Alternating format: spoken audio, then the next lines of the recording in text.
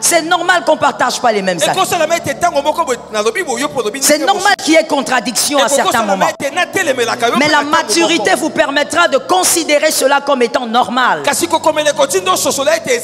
Il y a des gens qui ne supportent pas la contradiction. Dès qu'il y a la contradiction, ils s'énervent, ils boudent, ils se renferment. Tu es encore un enfant ou alors tu n'as pas été bien façonné avant le mariage.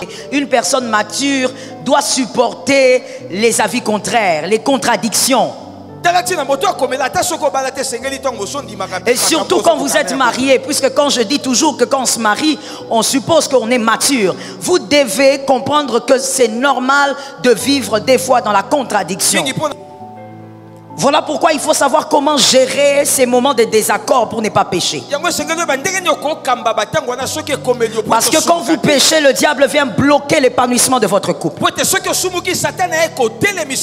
Lorsque vous péchez, vous ouvrez une brèche, le diable va choisir quoi prendre dans votre maison. Que quelqu'un me dise quoi prendre.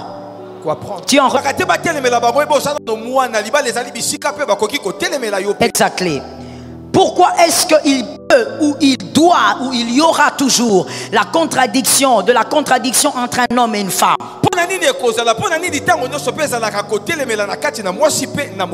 Premièrement, et madame, vous êtes l'épouse, domptée de certaines aptitudes que l'homme n'a pas. Mais il peut arriver que dans votre analyse, vous ayez tort. Ayez l'humilité dans le couple de reconnaître que c'est normal que j'aie tort parce que je suis imparfaite. Vous êtes humain. Lorsqu'on est marié, des fois quand il y a des contradictions, il y a des querelles, on oublie qu'il est même possible que les deux vous ayez tort. Vous êtes un... C'est-à-dire que cette femme a son cerveau à elle, elle va réfléchir à sa manière. Dieu n'a pas voulu que cette femme réfléchisse comme vous. Si elle réfléchit comme vous, ce n'est plus une aide, c'est votre jumeau. Même votre jumeau ne réfléchit pas comme vous. Écoutez, ce que l'on est ou ce que l'on pense est aussi dû à nos éducations. Même votre manière de vous asseoir est liée à votre éducation. Exactement. Même votre manière de parler aux gens est liée à votre éducation. Vous ne venez pas d'une même éducation. Pourquoi pensez-vous que vous devez toujours vous accorder sur tout? Et ce qui est terrible, c'est quoi? C'est que quand il n'est pas d'accord avec vous, elle n'est pas d'accord avec vous, vous en faites tout un problème. Non, ce n'est pas un problème, c'est normal. Merci une fois encore de nous suivre sur cette chaîne. Si vous êtes sur cette chaîne, c'est certainement parce que vous voulez découvrir les merveilles de Dieu. Merci de nous avoir choisis. Aujourd'hui, le message est très puissant. Veuillez suivre ce message. Et c'est une série de messages que nous allons publier ces dernières semaines sur la chaîne pour votre édification. Merci, n'oubliez pas de vous abonner et surtout de liker la vidéo. À très bientôt. Toujours dans les attitudes qui enchaînent l'épanouissement du couple. La mauvaise gestion des querelles. La mauvaise gestion des querelles. Oui, c'est ça. Un couple chrétien doit vivre... D'abord, je vous donne le verset. C'est mieux. On commence par le verset. Proverbe 30, 33. Proverbe 30, 33. Proverbe 30, 33. Merci. Nous lisons la parole au nom de Jésus. Car la pression du lait produit de la crème, et la pression du nez produit du sang, et la pression de la colère produit des querelles. Parole du Seigneur. Marions ce verset avec Éphésiens 4, 26 à 27. Éphésiens 4, 26 à 27. Je lis au nom de Jésus. Si vous vous mettez en colère, ne péchez point. Que quelqu'un dise ne péchez point. Que le soleil ne se couche pas sur votre colère. Il y a deux recommandations dans ce verset. La première recommandation, c'est que même si vous vous mettez en colère, arrangez-vous pour ne pas pécher. La colère est humaine, mais arrangez-vous pour ne pas pécher. La deuxième chose, ne laissez pas le soleil se coucher alors que vous y êtes toujours en colère. Donc, dormir sous la colère devient un péché. Mais aussi, lorsqu'on est en colère, on doit gérer sa colère, gérer sa langue pour ne pas pécher. Nous l'avons marié au Proverbe 30-33. Parce que c'est lorsqu'on est en colère, généralement, qu'on commence à se quereller. Mais nous avons marié ça à ce verset pour dire, malgré votre querelle, arrangez-vous pour ne pas pécher. Dans le couple, malgré vos querelles, arrangez-vous pour ne pas pécher. Le couple chrétien, puisque nous sommes ici en tant qu'enfants de Dieu, le couple chrétien doit vivre dans la convergence pour atteindre les objectifs terrestres et pour accomplir la volonté de Dieu. Mais il est impossible, je dis bien impossible, que dans un couple, il n'y ait pas divergence de pensée. Nous vivons dans la convergence, mais il est impossible qu'il n'y ait pas divergence de pensée. Même si vous vous ressemblez tellement, il y aura toujours des moments de désaccord. Alors, est-ce un péché d'être en désaccord? Non. Est-ce que dans le couple, c'est un péché d'être en désaccord? Non. Mais dans votre désaccord, n'allez pas vers le péché.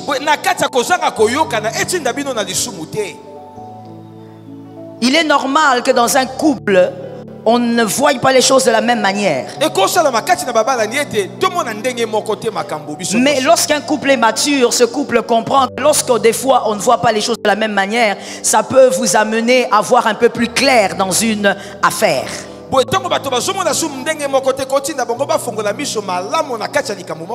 La vie contraire, des fois, illumine l'esprit.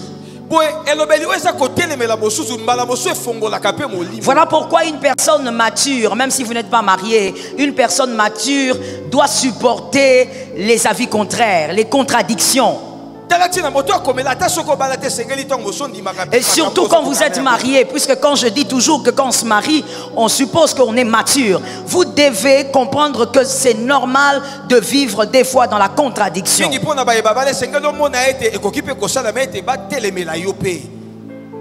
Voilà pourquoi il faut savoir comment gérer ces moments de désaccord pour ne pas pécher. Parce que quand vous péchez, le diable vient bloquer l'épanouissement de votre couple. Lorsque vous péchez, vous ouvrez une brèche, le diable va choisir quoi prendre dans votre maison. Que quelqu'un me dise quoi prendre. Quoi prendre? Tu es en retard, dis-moi quoi prendre. Lorsque vous péchez, le diable se permet d'entrer et de choisir son butin. Par l'autorité du Saint-Esprit, en cette année, que le diable ne prenne pas dans ta maison des butins que lui-même a choisis. Voilà pourquoi un homme, une femme mature, mariée, comprend que c'est normal qu'on ne partage pas tout le temps les mêmes avis. C'est très normal que quelqu'un me dise c'est normal. C'est normal qu'on ne partage pas les mêmes avis. C'est normal qu'il y ait contradiction à certains moments. Mais la maturité vous permettra de considérer cela comme étant normal. Il y a des gens qui ne supportent pas la contradiction. Dès qu'il y a la contradiction, ils s'énervent, ils boudent, ils se renferment. Tu es encore un enfant, ou alors tu n'as pas été bien façonné avant le mariage. Le mariage est un monde aussi de contradiction.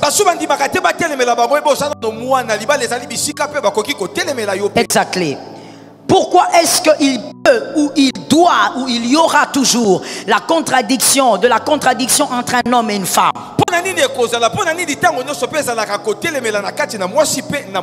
Premièrement, parce qu'il est impossible qu'en tant qu'être imparfait, vous ayez toujours raison dans toutes les analyses.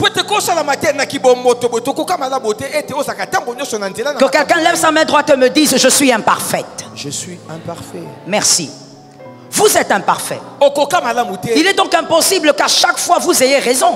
Il va donc arriver un moment où votre analyse a été faussée. Il est normal qu'à un certain moment vous fassiez des faux calculs. Vous êtes humain. Monsieur chef de la famille, vous êtes humain. Même en tant que chef, vous restez imparfait. Il peut arriver que vous puissiez mal analyser une situation. Et madame, vous êtes l'épouse domptée de certaines aptitudes que l'homme n'a pas. Mais il peut arriver que dans votre analyse, vous ayez tort. Ayez l'humilité dans le couple de reconnaître que c'est normal que j'aie tort parce que je suis imparfaite. Vous êtes humain. Lorsqu'on est marié, des fois, quand il y a des contradictions, il y a des querelles, on oublie qu'il est même possible que les deux vous ayez tort. Vous êtes imparfait, il peut arriver que vous ayez tort. Même si autrefois vous aviez eu raison, il est possible qu'aujourd'hui ça ne soit pas les bons calculs. Je dis à un homme, à une femme mariée, sois humble et apprends à reconnaître que tu es humain. Lorsqu'on se marie avec ce genre de fondement, on a moins de problèmes quand on est dans le mariage. Que les célibataires me donnent un amen 3 fois. Vous êtes gravement bénis. Parce que vous apprenez ces choses avant les dégâts. Nous autres, on a fait plusieurs dégâts avant de comprendre ces choses. Il est normal que vous puissiez réfléchir sur une chose pendant des heures, mais que vous ayez tort dans vos calculs. N'oubliez pas, rappelez-vous toujours que vous êtes imparfait. C'est possible de commettre des erreurs. Pourquoi il doit y avoir aussi des contradictions?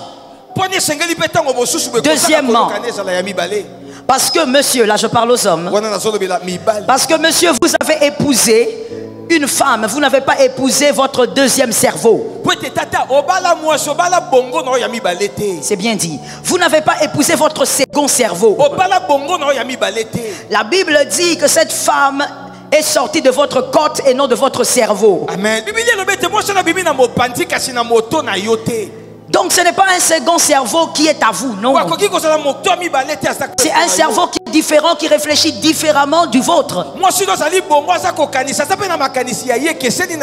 Les systèmes nerveux comprend environ 100 milliards de neurones. Environ 100 milliards. Mais Dieu n'a pas touché comment on dit, une neurone pour créer la femme. Non. Alors qu'il y a environ 100 milliards, il pouvait toucher là-bas. Mais il a refusé de toucher à la tête, il a touché à la côte. Et voilà pourquoi Adam n'a pas dit neurone de mes neurones, il a dit os de mes os, chair de ma chair. C'est-à-dire que cette femme a son cerveau à elle, elle va réfléchir à sa manière. Dieu n'a pas voulu que cette femme réfléchisse comme vous. Si elle réfléchit comme vous, ce n'est plus une aide, c'est votre jumeau. Même votre jumeau ne réfléchit pas comme vous. Elle a son cerveau, cette femme. Et ce cerveau fonctionne. Ça fonctionne à sa manière et non à la vôtre. C'est votre côte, ce n'est pas votre cerveau.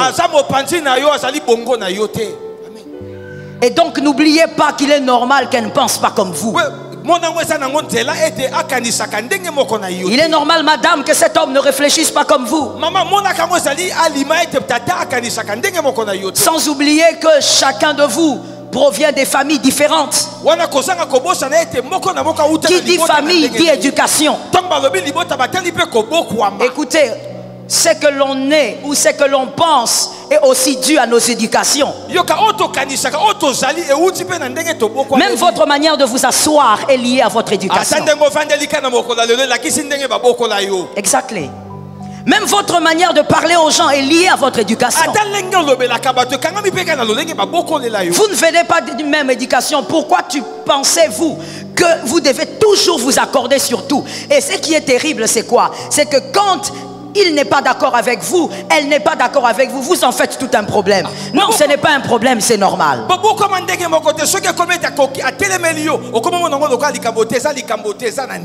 S'il n'est pas d'accord avec vous, c'est très normal. La maturité comprend que des fois la divergence de pensée, amincit la marge d'erreur. C'est seulement les personnes matures qui comprennent ça. La divergence de pensée amincit la marge d'erreur. Si vous ne pensez que de votre manière, à votre façon, vous allez commettre beaucoup d'erreurs. Mais lorsque vous pensez A, l'autre pense B, vous pouvez mettre les deux ensemble et vous verrez que ça va donner quelque chose. Ça va vous épargner de commettre beaucoup d'erreurs lorsqu'il y a plusieurs idées divergentes. Que l'Éternel nous aide.